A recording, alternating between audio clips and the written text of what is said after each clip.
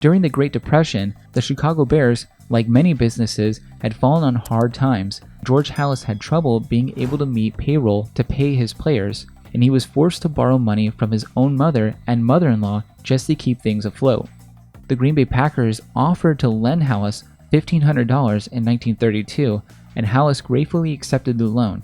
Many years later, Halas would return the gesture by actually helping to save the Green Bay Packers franchise in 1956. The Packers were trying to get a new stadium built in Green Bay, but were facing the threat of relocation if they couldn't get enough public funding to help build the new stadium.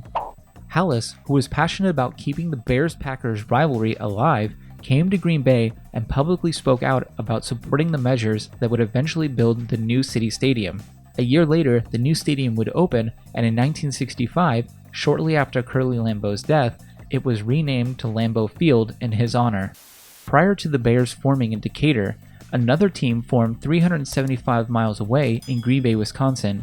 On August 11, 1919, Curly Lambeau and George Whitney Calhoun created a football team after Lambeau received $500 from his employer, the Indian Packing Company. Originally, Lambeau wanted to call the team the Green Bay Indians in honor of the company that helped fund the team's uniforms. Lambeau's girlfriend at the time, making fun of his lack of originality, sarcastically replied, "Why don't you just name them the Green Bay Packers?" Lambeau actually liked the idea, and the name stuck. They initially played teams throughout Wisconsin and Michigan during the 1919 season.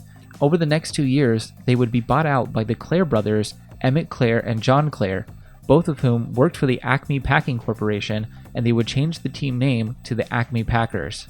Shortly after that, in 1921, the team joined the newly formed APFA.